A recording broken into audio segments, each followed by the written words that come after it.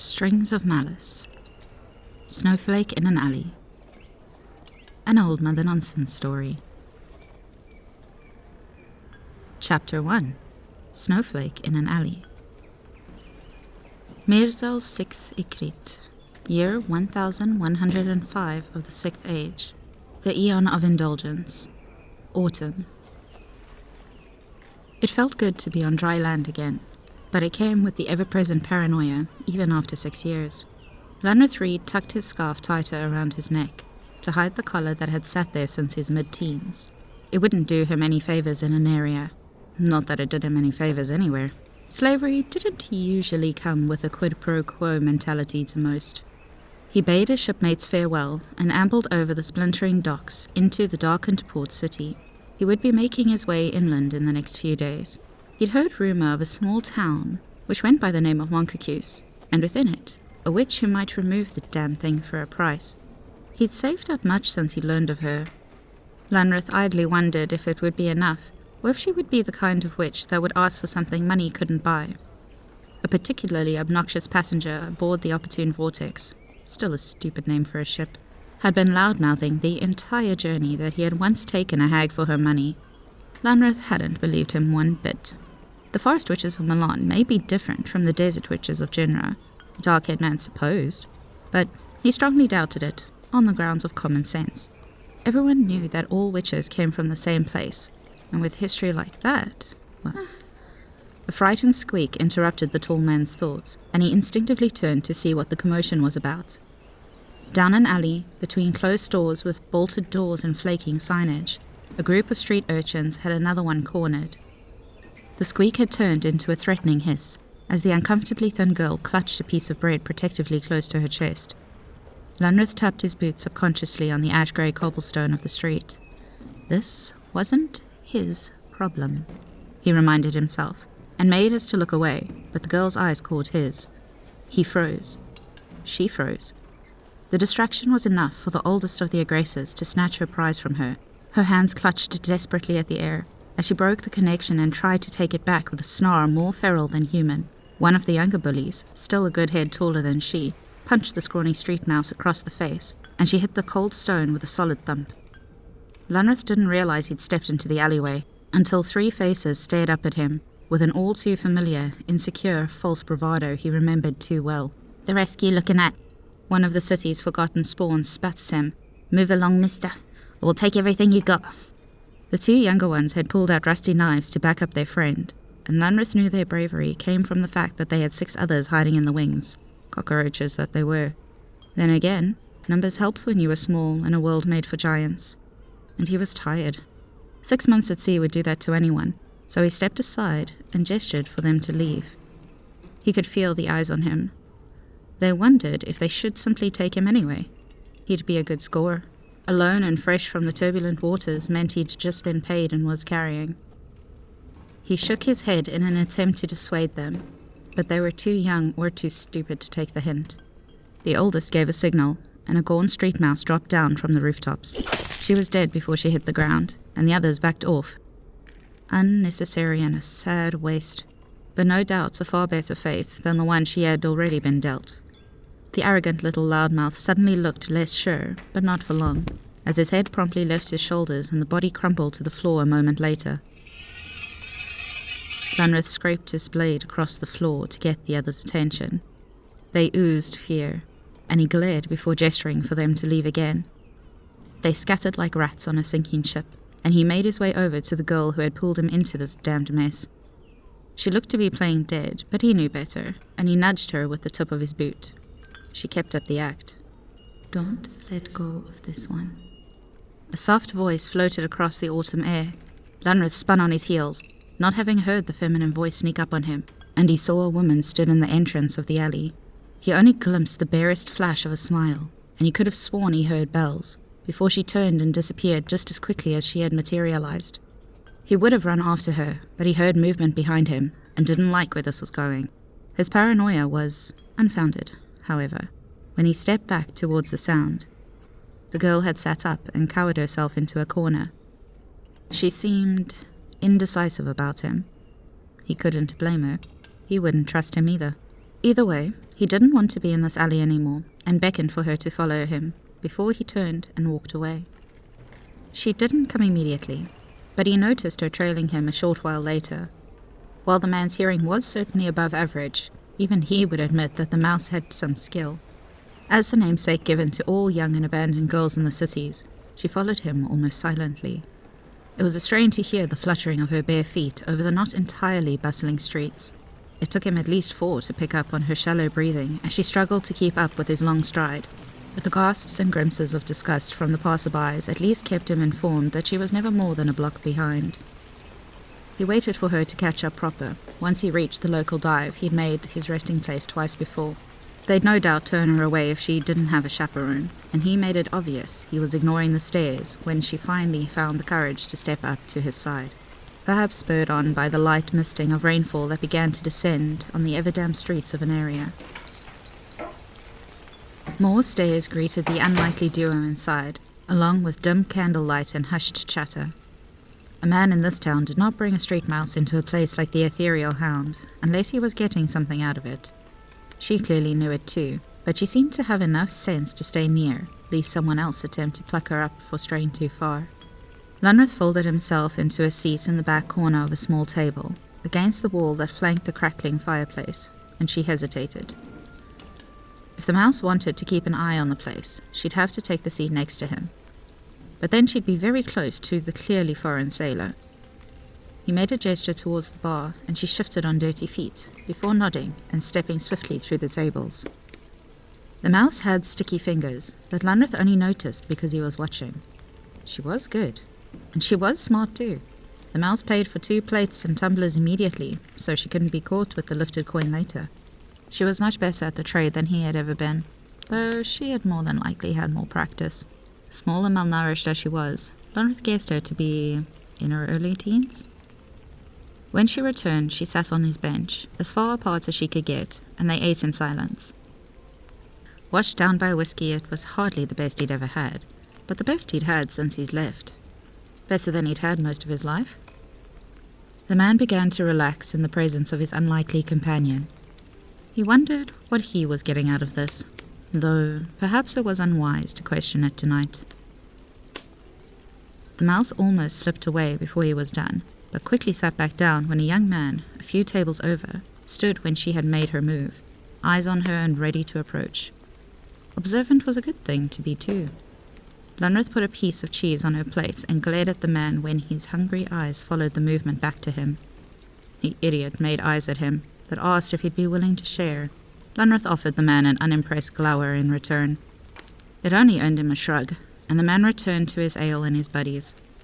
The girl bristled beside him, and Lunreth wondered if she could read lips with the way her face set into an unimpressed scowl, when the local lad chuckled and spoke with the others at his table. When it seemed clear she wouldn't be leaving, Lunreth slowly pushed some coins towards the mouse and pointed up to the roof. She gave him an odd look, but appeared to understand as she nodded soon after and scooped it up. She didn't walk past the table that had been eyeing her, and she chatted quickly with the barkeep. Lunreth watched as the rough old-timer handed a key over, after glancing in the direction she had come from, and Lunreth had nodded his assent. The keeper of the ethereal hounds after hours had been kind to him before, though it was doubtful, from the way the man frowned suspiciously at him, that he remembered one of the hundreds he no doubt saw on a nightly basis. Lunreth was sure he'd given the mouse enough for 2 rooms, though. When she turned back, she only held 1 key. He caught her eye and shook his head, holding up 2 fingers. She teetered, surprise taking over her expression, and she almost did as he asked, before her eyes flashed back to the man who'd nearly approached them. Slowly, her grey eyes shifted back to Lunreth, and she shook her head. Determinedly, she set her shoulders and walked back over, swinging the key on her finger as she confidently strode right past the man who had begun watching her again. He had barely managed to smack her behind, and she had already turned to punch him across the face, the key between her knuckles a more effective weapon than her bony fist would have otherwise been. Lunreth would have been impressed if the entire table had not stood up in retaliation, and he had to abandon his last piece of meat to aid the mouse. He should have let her deal with it herself. She had done it intentionally, after all. Anyone watching would have made good coin betting that she had provoked it even. But he didn't, and that was something he was apparently going to have to live with. To her credit, or stupidity, she didn't back down when the man grabbed her wrist and raised it above her head. She only spat in his face when Lunreth stepped up behind her and took her hand to pull her away from the confrontation. Don't think you're leaving without making your bitch apologize, foreigner. The man sneered at Lunreth, spitting out the last word like it was something vile. Lunreth glared, but the girl answered for him. Her voice was rough and young, though her words were that of a seasoned sailor. "You would know, real man, if he rearranged your insides," the girl snapped, bringing up her free hand with lightning speed to snap the man's grip off of her enough to slip away. "Even if I were taking commission, a slug like you wouldn't be worth the coin," she challenged, even while Lunreth instinctively shifted her around to his side to plant himself between them. "You've got a mouth on you," the man sneered as he stepped forward menacingly. "Slimy little cur. Better do you some good to have it shut up." The girl shrank back when Lunreth didn't move, and the local man grinned darkly, reaching once again for her. He was saying something unfit for polite ears, but an audible snap declared his broken wrist, when Lunreth's sheathed sword broke from his hip and made contact with the dirty appendage. The man screamed in pain, and his friends drew weapons of their own. "The rest do you think you are?" one of them yelled, and lunged, only to hit the floor a moment later, unconscious after Lunreth dodged and elbowed him in the back of the head. The others eagerly, if clumsily from drink, jumped in. One launched himself at Lunreth, but the man stepped aside and was only grazed by the fumbled attack. The next threw his mug at the foreigner and tackled him low, but Lunreth was only pushed back instead of tumbling down. A swift thwack of his scabbard to the side of the drunkard's head and a followed-up fist to the face sent him crashing back into the chair from which he'd sprung. The man howled, clutching at his bleeding nose, and the sound of metal clanged when a blade attempted to find a mark in Lunreth's neck, but hit the cause of his secrecy instead. The look on the man's face was one of surprise, when Lunreth spun around and backhanded him hard enough to make the man stumble, dagger still in hand, though now missing the tip. The bastard who had started it all regained himself enough to draw a full-on sword, but stopped short with a dark grin. Lunreth didn't turn. He would not fall for such a trick, and only raised his scabbard defensively. He was prepared for an attack from behind, but not the booming voice that cast all other sound into silence. The patrons, hounds, band, and even the fireplace seemed to freeze at the commandingly bellowed, "Get out!" The old barman, an extremely tall and burly creature, had stepped up behind the street mouse and her John, his face set in a scowl of distaste. "Get out." The barkeeper growled again, soft and low this time, when no one moved to follow his order. The girl shifted meekly back to Lunreth's side, and the sailor set his sheath back on his hip with a voiceless sigh. He turned to usher her out and go, but the huge man put up a hand to stop their exit. The barkeep's eyes glanced up, over Lunreth's shoulder, to glare and all but growl at the group of grinning men. "And take your piss-poor excuse of a soldier with you," he ordered gruffly, pointing at the unconscious one on the floor. The faces of the group of young men morphed into confusion, and then reddened with spite and indignation. "What the rest, Derek?" The one with the broken wrist griped belligerently. "They bloody started it. This runaway and his gutter snipe. It's their kind you should be kicking out." "You've got some bloody nerve, boy," the bartender growled, face darkening red as he all but elbowed Lunreth out of the way and stepped right up to the fool to glare down at him. "Starting with your bull in my bar, and then you think you can tell me how to run it? You can leave with what little dignity you have left, or I can throw you out," he murmured, far more threatening than any of them. "No one, not even the pathetic likes of you, draws a blade in my bar and gets away with it." "But he..." The young man started pathetically, only to receive a backhand to the face so hard he fell back into his seat. "I said out!"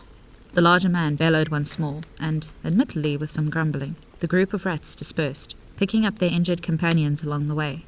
It wasn't without threats of tattling to a father, who may or may not have had sway in the city, but the keeper's arms crossing over his chest, and at least 7 other burly sailors standing at his unspoken command, sent the small pack scurrying into the rain with their tails between their legs.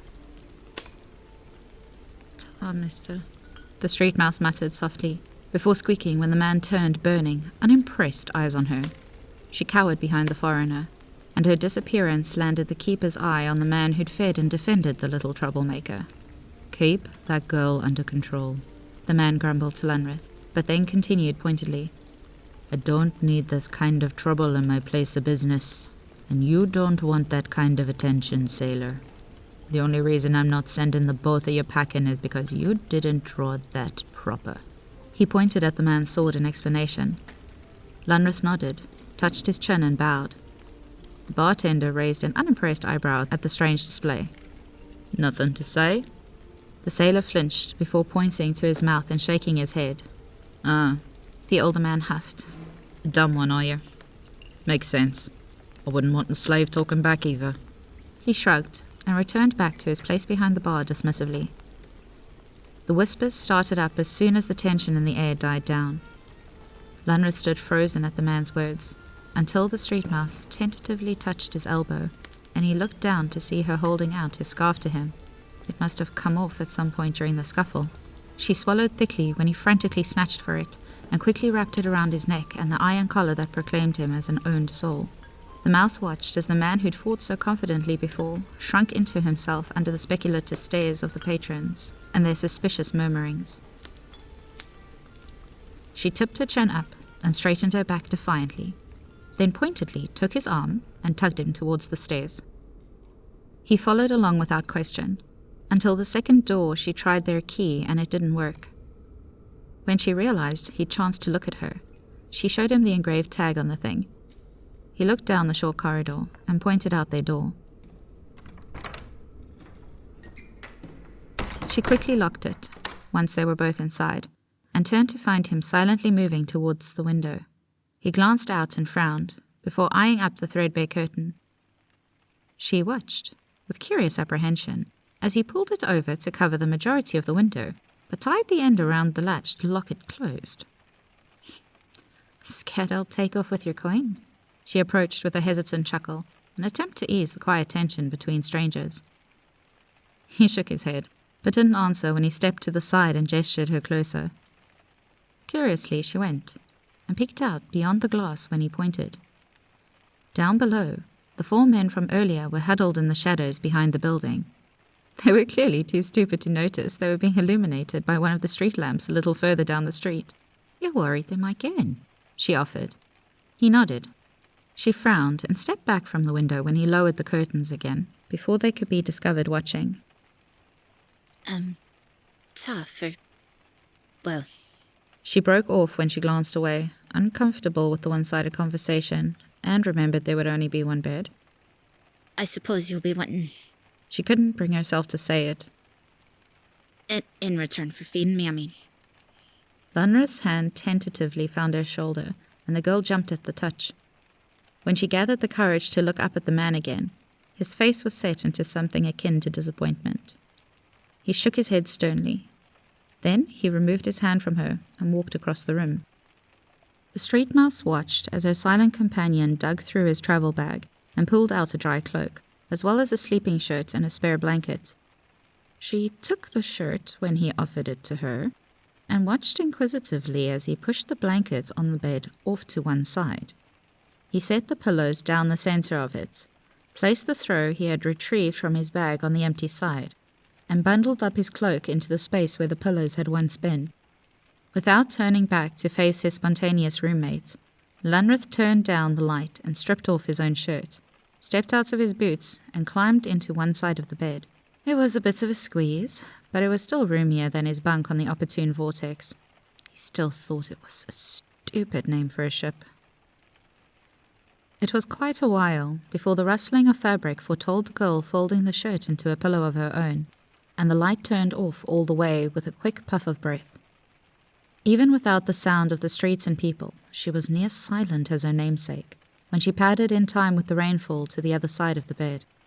It barely dipped when she settled herself on the opposite side of the soft wall Lunreth had constructed. The memory of blonde hair and another who had once been so very thin danced before his mind's eye, though he chased the unwelcome memory with thoughts of what the morning might bring. He found himself with a trouble stirrer, while she found herself with a silent sailor. So much for the suggestions of hooded strangers.